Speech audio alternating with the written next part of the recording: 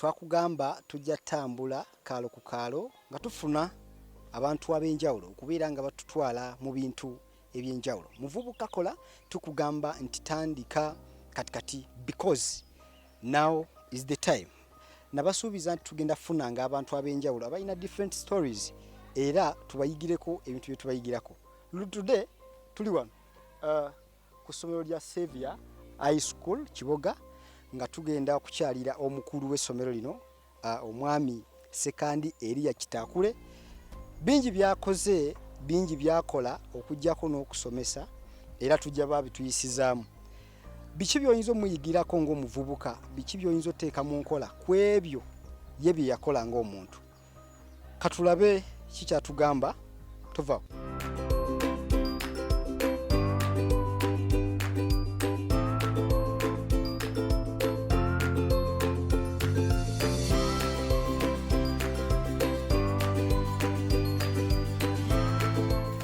Nga bwe nkugambye musajja mulimi, musajja mulunzi, musajja alunda enjuki era nga mukozi wa gavumenti.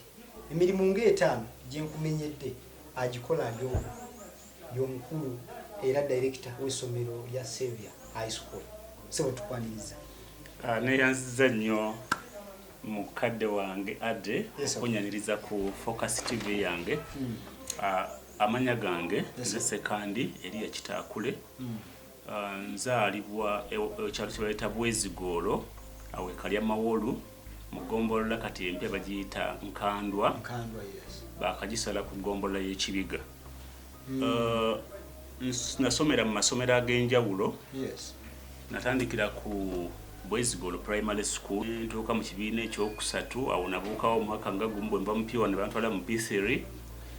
Nembaawo nengenda ku ssomero ddala baliyita Kizinga Primary School nasomerawo P4. Kyekikubuusa P2? Ekimbuusa P2 twalina essomero lyaffe erya Bwezigolo Primary nga liri mu Kereziya. Kakati P1 twasomanga tutunudde sayidi emu ye Kereziya. P2 nga basoma batunudde sayidi ndala. Kati abasomesa basomesanga eno mu P1 ne mu P2 ng'osobola okwatendinga kilasi. Omwana omugezigezi ofuna n'ebyeno. Kati time etuuka tugenda mu bibuuzo mu end of year.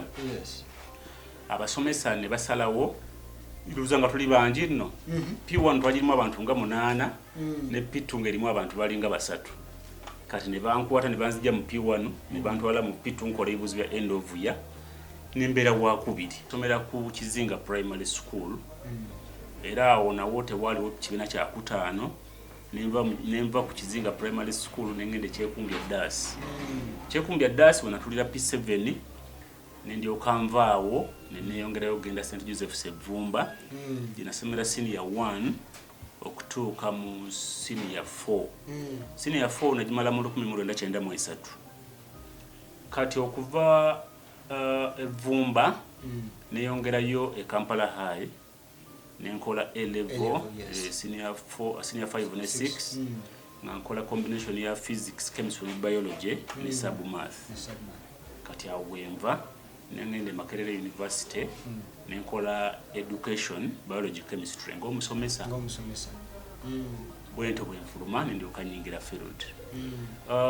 Okusoma kwange kwali kuzibu olw'ensonga nti amasomero gange bwe nkunyonyodde twasomeranga mu miti wansi eno mu P1 P2 twasomeranga mu Kereziya nga tugigabana n'ebibiina ebirala.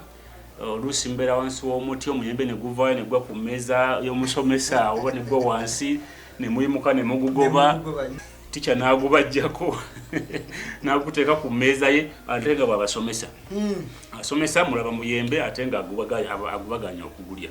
So kati yonna tugira bati yakulemesa ate kugenda mu maaso na kusoma era mpaka n'otuukira ku birubirirwa byo. Kituufu. Bazadde ba Sekandi bani? Bazadde bange yali omwami Kikomeko Matiya n'omukyala Brandina Kyebeetenga. Ekyembi mama wange yesi asobola kufuna mukisa gumulabako kubanga yafa nga nkyali muto nnyo. Ye taata wange yafa mu 97 nga ndi ku university. Era bwe nazaalibwa bantuuma erinnya ly'eriya Kitaakule nga bali bulamu jjajja wange at the same time n'olwokuba nti yali anzirako era yali afudde nga nankule yali akulembeddemu naye nga afudde ne bagamba ono omwana asaanirira okuyita Kitaakule. Bami sekandi mufumbo. Sekandi eriya mufumbo nyina omukyala n'abaana nagatibwa ne mukyala wange mu bufumbo obutukuvu mu mwaka gwa 2015 era tuli batuuze mu Luwunga B mu Kiboga Town Council. Story mujuulire briefly kubanga bwagamba tumenyeramu bingi nnyo naye agituwadde briefly ogezaako kulaga mu sekandi yani tuli naye leero tugenda kwatuulira ku story ye naddala mu byokukola nga nagamba nti muvubuka kola twogera nnyo ku muvubuka oyo omukozi sekandi biki byayiseemu tumulaba nga ava ku university atandika atya obulamu tuyita obwokuyeeya. Kakati okukola kwange kuwanvu kubanga bwe nali nga nkyali muto nga ndi mu primary jjajja wange yali nabeeranga ne jjajja wange naye ng'asiika kabalagala kati ekyokusiika kabalagala nakiyingiramu mangu nnyo nange nembeera nga nsika kabalagala naye nga bwetumala omusiika ate mutambuza ku kyalo awo nga nyina emyaka gyange nga 7-8-9 nga ntambuza kabalagala ku kyalo era nga nkyali mu primary ne mu secondary twasombanga amatooke nga tugajja ebwezigolo mu kibiga nga tugatwala ekibaga mu town oba erwamata naye nzijukira eggaali yange gye natwalirangako amatooke teyayinanga mukka teyayinanga tube munda twalina kakati kukwata eggaali n'oteekamu ebyayi n'oteekako ttaya kungulu kasaguzimbamu bwe gutyo olupanka ntosobola kukyama gulinga omukka nentwala amatooke gange nengatunda ogwetooke gwali mwaka gwa 86 nga ndi mu P6 n'emyaka gy'ekyenda awo ali 90s nga ndi mu second. Ebintu bino bikola lwa mbeera ya waka wabikola lwa kwagala wabikola lwa kubeera nti wakakiro? Ndowooza ebibiri biri ebisoose byonna byalinga mu ebiri. Ekisooka nali njagalanga nnyo okukola nga mu buli ngeri olina okweyiiya kufuna ssente ez'ebitabo kubanga singa nkusigiramu akafaananyi mu maka gaffe twali tubeera twalina ennyumba yaffe nga ya ssubi ennyumba yaffe essubi nga yerimu ekiyungu mwe tufumbira nga mu kiyungu mu nyumba yaffe mulimu ekibanyi kwe tuteeka amabidde kubanga twayisanga omwenge mu nyumba y'emu mu nyumba yaffe eyo mwasulanga embuzi n'enkoko zaffe so oyinza ogiyita self contained oba oyagadde kati ng'embeera gye twalingamu tosobola kwewala kukola ng'omwana okusobola okulaba nga weetuusaako ebintu ebimu nga uniforms ng'ebitabo n'okufunaako okulya nga ku ssomero ngaawo.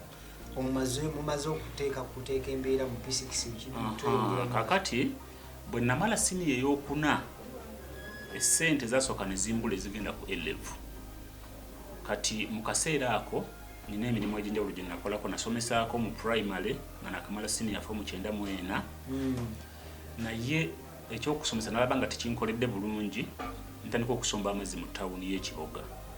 Twasombanga amazzi era n'abalabe nasombanga n'abamazzi bakyali mu mazzi era bakyali mikwano gyange bo bakyagalimu so nasomba ku mazzi nga bwe tugatunda nga tusomba amazzi nga bwe tugasuplyinga like that kati nenfuna omukisa mu mazzi omwo n'ojjamu ssente mu mazzi omwo najjamu ssente mu ngalo gyange egyabiri wenfunira omukisa kubanga ebiseera basinga bagamba nti omukisa gusanga yeeteeseteese wenfunira omukisa nenkwatagana n'omwami bamuyita Hajami Musentongo akyali mulamu nansuubiza okuntwala ku senior 5 okumpeerera naye nga mu kuntwala nali nyina okuba nga neegulira omufaliso kubanga nali sisulanga ku mufaliso kyambaawo nali nyina okuva eri wansi nali sisulanga ku mufaliso gwa sponge bye nasulangako twasookanga ne tusula ku ssubi nga oyala essubi ku katandaalo bwe twava awo ne tubanga abagraduatinga n'oteekako ne tufuna walingawo obudeeya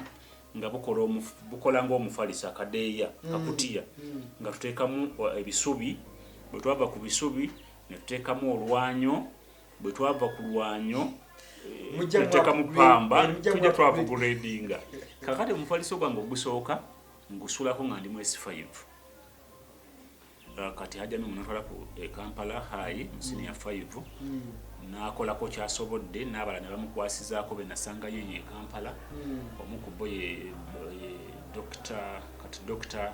Zubairi Mukasa ne banyambako kumala senior 5 ne 6 ningende Makerere University naye kati tubadde tuli ku bulamu obukola kati bwe mva ku university actually before nga sinakumala ku university nali nsoma Makerere nga bwe nsomesa nali nsomesa Kawempe Standard ngera nsomesa biology ne chemistry nali Kawempe awo Mbogo bali Kawempe Standard kati yavaawo kati bwe navaawo nengendako Ndeba Secondary School eri Kayunga Bugerere ne mala yebbanga ngali iryo kati gyenva nga government yaliwo mu buyinza ekiboga mu kaseera ako yali ekulemberwa mukulu Siraje Enkugwa kati batuyita ng'abaana abavudde ku university bajje batuwa emirimu kakati nze ndabona nali musomesa bwe natuuka ekiboga mu mwaka gwa 2002 bampa bwe headmaster ku ssomero lyebeta Kiboga Parents Primary School essomero eryo liri Kiwaguzi mu district ye Kyankwanzi mu Gombola ye Mulagi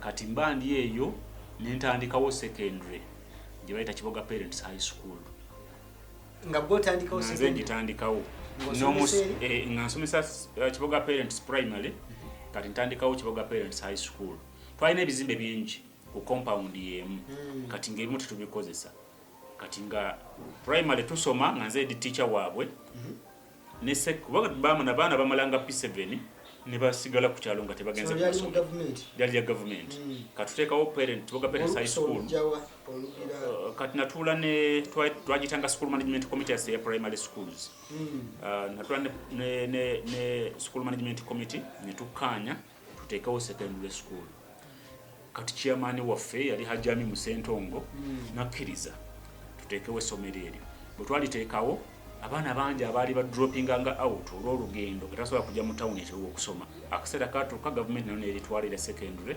kati lya gavumenti naye mu mwaka gw'2002 ogwennyini era nali nsomesa ku Mukisa College lyali ssomero nga tandikiddwawo ekibiina kye bayitanga Makerere University Kiboga Students Association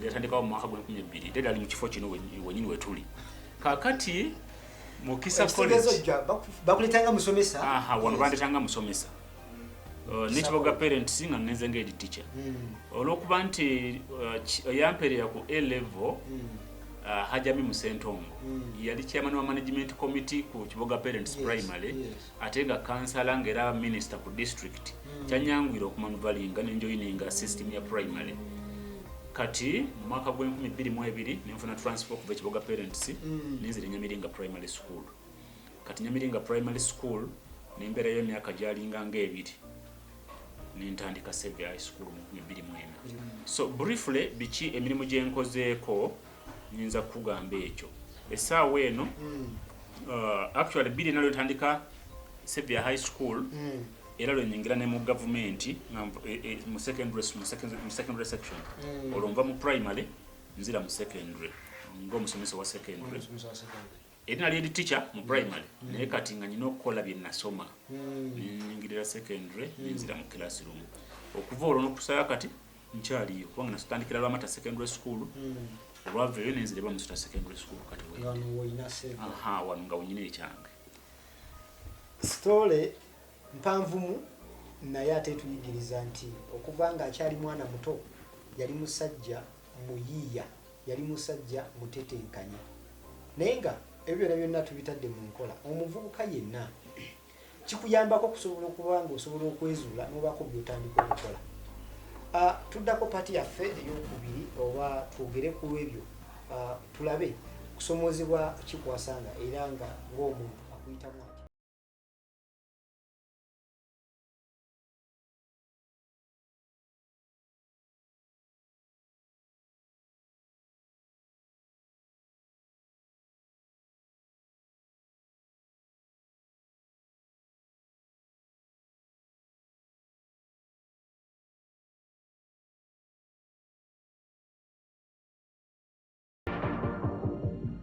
emirundi mingi nga nfuna okusoomoozebwa jukira newankubadde nga ndi mu gavumenti naye ebiseera byange bisinga mbeera mu private practice. Ebiseera ebisinga tusanga okusoomoozebwa okw'amaanyi. Jukira nti tubeera mu private school. Mu private schools osanga abazadde abatayagala kusasula school fees, ogenda n'ofuna looni ng'olina kyobaze ate nekigaana okuvaayo obulungi, looni n'owulira nga ekutuddemu, baagala kutwala olusi bibyo, n'owulira nga ogamba basomero lino nditunde obandirekewo. Naye ebiseera ebisinga tubadde tulemerako, ogenda okulaba looni yali ekufuukidde ekizibu nga ate ogivuunuse. Kwegamba ko okusomozebwa kubaddengawo naye buli kibaawo kituukane, buli kibeera n'entandikwa kibeera n'enkomerero. Biki ebinfudde kyende? Ekisookera ddala nze muli n'abalala mikono gyange abandi okumpi baŋŋamba nti nze ndi risk taker. Kwegamba sitya sitya kikinaava mu kintu kyemba ngenda okukola, nsobola okwesuula mu ntata. Ebiseera ebisinga omuntu agenda alaba kati okugeza bwe nantandika Sevier High School, mukwano gwange mubona muyitira munne muganga ngenda kutandika essomero, yangamba ogenda kuliyituuma linnya ki? Konze Sevier High School. Nangamba katusuubire nti ate tojja kutuyita ffe tukusevinge mbeera ekyankalanye. Ekigambo kikyuke tujje kusevinga. Naye wadde bantiisa kubanga okutiisibwatiisibwa nafuna kungi, naye natandika. Naye nga ntandika ne ssente mmeka? Naye n'emitwalo gyange gyali 30. Kubanga nali ng'omuvubuka mu 2024 nali nkoledde emyaka gyange ng'ena, naye nga saving culture yange ngambi nnyo. Kati saving culture mu kubeera embi, kubanga omusaala bwe gwafulumanga nga tutula n'emikwano gyange, nze nali sinywa mwenge naye bo nga bagunywa, kakati nga twewamu round nga olinga bakuwe nawe bakuwe. Nze ng'ecupa yange etuula wano eya soda nga bali mbagulira bbiya, cupa gundi ekyemisana nga olimu bamuwa, era mu nnaku ntono nnyo omusala akoze eki nga guweddewo. Naye practically ng'emitwalo 3 tegisobola kukola somero. Ne bw'ogamba ogulemu desike tosobola kugula desike ziwera 6. Kati kye nakola ne ngenda walungawo banka nga bagiyita nga Uganda Microfinance. Yalingaawo nga ku Kiboga Town Council. Kati ne ngenda mu banka ne mbasaba bampole emitwalo 3 gawere enkaaga. 3 ne bagampa, naye nga bagampa lwa musaala gwange buli bwe nali nfuna ogwa gavumenti. Kati nkwata emitwalo gyange 6 noonya ekifo wenteeka essomero, naye nga ekifo sikiina. Naye nagenda olaba nga nfunye ekizimbe, waliwo ekizimbe nga kyali residential house kiri ku Kiganzi Road. Nagenda okwogera n'ennyini kyo ng'ali willing okukimpa ntandike. Ne mumatiza nenjogera naye bulungi, nakkiriza ntandika okukola nga simusasudde rent. Naye nga tewali tooyi ku kizimbe ekyo. Ne nkwata emitwalo gyange 6 ne ngisimamu tooyi. Yakkiriza tonnamusasula? Yakkiriza nga sinaba musasula. Actually nene 6 yagenda ku tooyi, yali part of rent. Kati nsima tooyi. Naye ekyewuunyisa era egyo 6 nga tegimala tooyi. Kati weza ogisima naye notagizimba. Nengisima naye olw'okuba nali maze ebbanga nga ndi teacher mu primary nga n'abantu bamanyi nga nyina goodwill y'abantu, bakkiriza okumpola nga semiti anazimba nsobola okwogera n'ow'emmotoka wa tipa n'andeeterawo omusenyu oba amayinja nga simusasudde, nenjogera n'abazimbi abasobola okuzimba ne bamaliriza nga sikoze eki nga sibawadde ssente. Kakati ku nkaga yange eyo n'ebigambo n'abantu abali banneesize toilet ntugimala, ne ngenda ku mubazi ne mugamba njagala kumbajjira bu bench, tasamugamba desk, ne mumatiza nambajjira bu bench bwange obutandikirwako bwali nganda za 30 nga simuwadde ssente. Ne ngenda mu bookshops ne neewolayo black books, ne neewola choka, ne ngenda nitandika essomero. Gonna mabanja Gonna galinga mabanja, okuva kuzimba toilet, okubajja bu desk, okugula ebitabo gundi zino simanyi black books z'abasomesa genda ku nnoni, zonna galinga mabanja. Naye nga abantu banesiga bwesizi. Kakati olwavaawo ningenda ku radio Hoima yali radio kajitu mu kitundu kino nintekayo advert yange nali wa mukisa nti nalinawo olwokuba nali ndi mukozi wa government nga nsobola okubaako obusakasala kaba kafulumye nga nintekayo advert ku radio Hoima kati nintandika okuba nakunoonya abaana omu dowa to dowa abayizi nembafuna naye nga olaba nti singa sali risk taker no one else could begin a school with 600,000 no nebwe nkuba bukadde 10 lali kulema okutandika esazo nali yano bukadde 10 naye nga isomero kitagisoba ki mwana wattu so olaba nti risk taking is one factor enfudde kyendi kati then ekyokubiri esente zenfuna ng'omuntu sizitwala nga fruit nga kibala nti ngenda kukirya wabula nzitwala nga nsigo nti nina okunoonya engeri gye nzisigamu zisobole okuba nga zizaala ate buto so that is another factor enyambako era okuba nga progressinga but at the same time n'emikwano gyembeera najjo gyenkwana is another factor bayibuli egamba nti kwana omugezigezi naawe obeere mugezigezi ekyo abazungu bagamba nti bw'okwana omusiru obeera musiru omulala yagamba nti bw'otambula n'omusiru okumala ennaku ana naawe ofuuka musiru bw'otambula n'omugagga okumala ennaku ana naawe obeera mugagga bw'otambula n'omwavu okumala ennaku ana naawe obeera mwavu bw'otambula n'omugezi okumala ennaku ana naawe obeera ng'ogaggawala so ekyuma kiwagala kyuma iron sharpens iron emikwano gy'obeera nagyo nakyo kikulu nnyo so emikwano ginkoze bulungi nnyo okulaba nga ntuse wendi ebintu ebimu bye nina wano saabifuna saabikola nga nze naye nsobola ogenda wa mukwano gwange nensangayo oluggi olulungi nga talukozesa n'alumpa era nze bwetunava wano nja kuba ndikulagako n'alumpa nenteekamu ne kintu kyange kitambula bulungi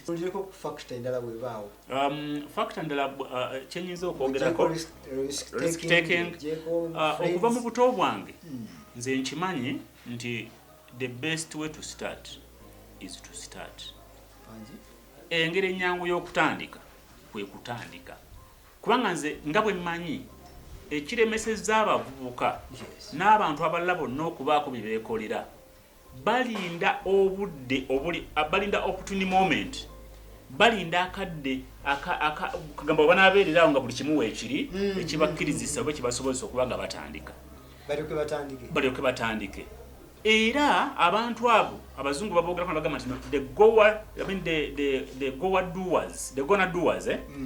doers are never doers ngenda kikola bamaliza tebakoze so nze nengamba nti the best way to start is to start eyo ngombo yange enkoledde okumala ebbanga liwanvu era yensonga lwaki nahandika ne Savia kubanga singa nalinda male okusavinga sente actually sente zanabadde netaga okutandika essomero buyinza okuba nga badde bakadde nga 30 nibwe naligaanya bubeere ku akawunti nga nindiridde embundi okentandike nalibadde nziridde nandibadde nkoze ntya kati bw'otunuulira gundi bw'otunuulira capital guna netaga okuba nga ntandika essomero oba kale kaŋŋambe we lituuse kati kubanga kati liri mu more than 2 billions ku mitwalo 3 kubanga gali 3 ngewoze nga nina okugazaayo so kati ndi mu billion 2-3 ez'essomero bw'otunuulira ebigogo byaliwo wano ebiriwo n'ebiri wabweru w'essomero lino recently nali kibalabalamu nti singa nagamba nti ku mitwalo gyange 3 ge nafunanga mu gavumenti buli mwezi savingengako 10 nga mbeera nsavinga 10 n'essaawa eno myaka 17 after nalibadde sinabakuweza bakadde 15 kushinze nnyo kinyambye era n'ebirala byentandiseeko ebbali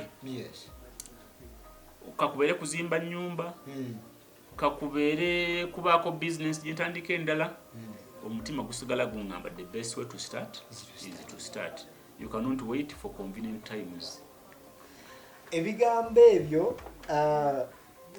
ebyo omukulu byakozesa byebimu byebitono abantu bibadde nga batugamba akugambye the best way to start is to start bangi tulinda kiwere nekinawera ddi era nga okyali ku program Muvubuka Kola tukugamba nti tandika katikati because now is the time. There is no more time. Time is now, time is today.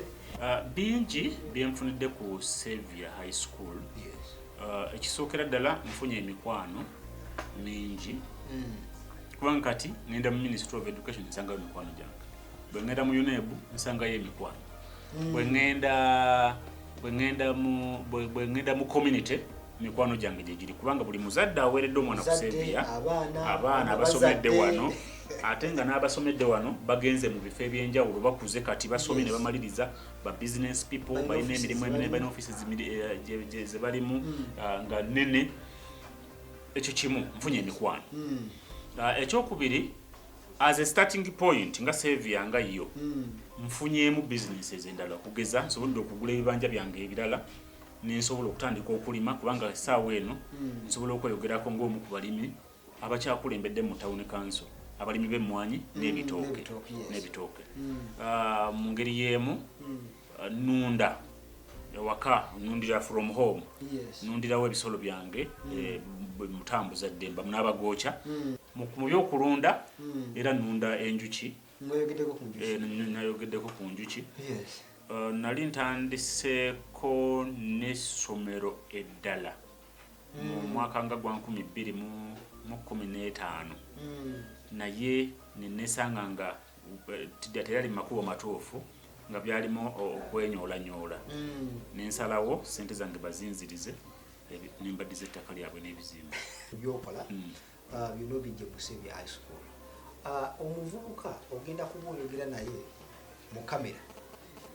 Omuvubuka oyo ogezeeko omuzi okusobola abavubuka bangi twenyoma tetusobodde funa mukisa kubaako bye tutandika.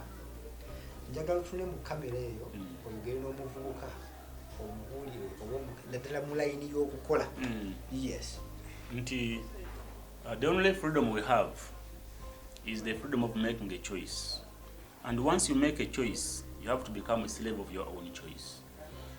Abavubuka abato kyenyinza obbagamba kyekyokuba nti ng'okyali muto ng'olina amaanyi ng'olina amagezi weetaaga okuba ng'obikozesa. Bayibuli egamba mu mubuulizi nti buli kintu kyonna omukono gwo kye gulabye okukola kikole n'amaanyi go gonna kubanga mu ntaana gye tugenda teri kukola teri ssanyu teri kintu kyonna okujjako okwebaka emirembe n'emirembe. Nolwekyo abavubuka mbasaba bakozesa amaanyi nga bakyagayina. Waliwo akagera akasinga okunyumira akagamba bawogera ku Katonda bwe yali atonda ebisolo yatonda ebisolo bina. Yatonda omuntu n'atonda embwa n'atonda endogoyi ne kkapa. Buli kimu n'akiwa emyaka 3 naye olw'okubanga omuntu ono yeeyagaliza nnyo ye yalaba bwe yatuukirira ebisolo bino yabisaba buli kimu kimuweeyo emyaka 10. Kakati ye n'aba nga mu kifo ky'emyaka 3 yeeyongerako 10 2 ag'ebisolo biri ebirala buli kimu nekisigaza 10. Kakati emyaka gye gina 3 Katonda gye yamuwa okubanga akoleramu ate jjo n'agimala nga byakola tebigasa. Ye muvubuka oluusi ali mu bakazi ali mu bawala ashuminga nti muvubuka musajja ali mu ndongo ali mu kilaabu ali mu kunywa n'ebintu ebirala bifaanagana ku bwe bityo. Kakati bw'amala okumalako emyaka gya 3 kati ate abiri gali ge yeewola ag'endogoyi gayingirawo olwo azuukuka after 30 years nti kakati banange obudde bumpeddeko nina okukola nga nkyalina amaanyi naye ng'amaanyi gamuyiseeko n'atandika okukozesa amaanyi n'atandika okukola buli kimu nga waskadda ku between 30 and 50 omuvubuka ndaba ogenda kakozesa ng'oyagala okompasatinga emyaka gira 3 gye wayonona naye nga tekikyasoboka.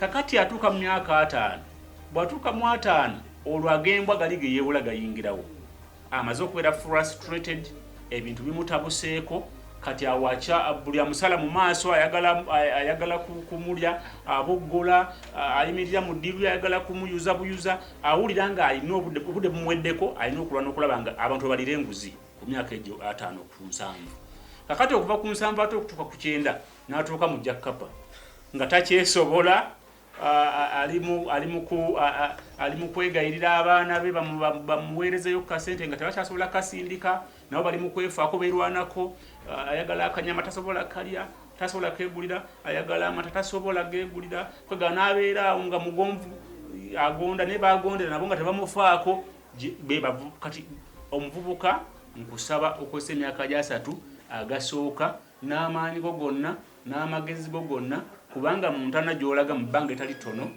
teri kalungi kogenda kusangayo teri kuddamu okukola kuli wano ku nsi. Mpozi ekyokubiri kiyinza okugattako kyekyokuba nti abavubuka ebiseera ebisinga baagala nnyo okugula ebintu nga ate bagula liabilities baleka assets ne bagula liabilities baagala okugula emmotoka ennene ezinywa amafuta amangi ezibayita ensajja bagala okukwata essimu ennene ez'ebbeeyi bagula TV agula nnene buli kimu kyakola kiba ennyumba gyapangisa ebeera ya bbeeyi kati ne weesanga nga bambi essente ze zonna ez'ekivubuka ng'akyalina amaanyi n'amagezi tasobodde zinvestinga wonna naye nga zimugenzeeko mu bintu ebiri liability ebitagenda kuzza ssente. Kati abasajja bano abayindi okuba nti olaba batugaggawaddeko nga tebazze kuno nga tebalina kye bayina bamanyi okukekkereza bafuba nnyo ne bakekkereza obasanga nga balinga 10 naye nga bali mu nnyumba emu mwe basula gye bapangisa bagenda kulya mmere yaabwe ne bateekamu kamulali mungi nnyo kakamere ne balya katono ne banywerako amazzi nga mangi nga mubulingiri alina okukkuta n'olwekyo abavubuka mbasaba mubeere n'omutima ogutandika ebintu nga temutidde kubanga the best way to start is to start. Ekyokubiri njagala basaba nti mubeere ba risk takers. Waliwo akadde wootuuka nga tokyasobola kutekinga risks nga omuvubuka ekirungi ekimuliko mu kutekinga risk bw'atekinga risk ng'akyali muto ebinaava mu risiki byonna asobola obigumira era n'asigala ng'atambula.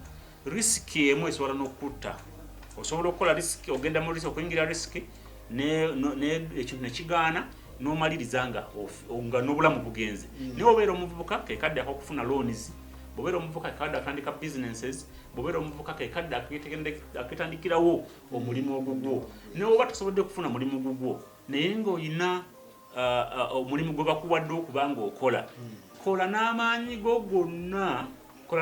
gonna ne mukama we asanga obuzibu mu kukyusa okujja ku mulimu. Emboozi nyivu nnyo era omuvubuka bannaayo okuleka nga naawe toli wa kuyiga bwizi omukuuse kandi ebigambo byayogedde bingi nnyo naye boddamu n'obiddiŋŋana n'obiwuliriza bulungi mu makulu meerere nga tuwumbawumba katulabe oba omukulu atuyisizeemuko akoole ku bantu be akoole ku bantu bo sebo abasobola okujja okuwagira mu bizinesi ez'enjawulo. Njagala okwebaza abantu bonna ababaddewo ku lwaffe era abatufudde kino kye tuli abazadde ab'omu Kiboga mu Kyankwanzi mu Bende Luweero ne Mityana ne tusendera ezitwetoolodde byonna. Njagala kubasaba nti mwongere okutuwa abaana kubanga omulimu gwe tukola tugusobola tugumanyi era tulowooza nti omwana oyo ajja kuva wano ng'afuuse ekyo yagala abeere nga abeera. Abagala abasobola okutunoonyaako oba okunoonyaako osobola ogenda ku Facebook ojja kunoonya Sekanderia SS Sekanderia ELIA ojja kuba ng'otufuna. Facebook account yaffe ya Xavier High School eri ku Xavier High School @yahoo.com. No, that is an email. Neera bwandika Xavier High School ku Facebook era kwetuli era obalaba ebyetaagibwa okuba ng'otujoyininga.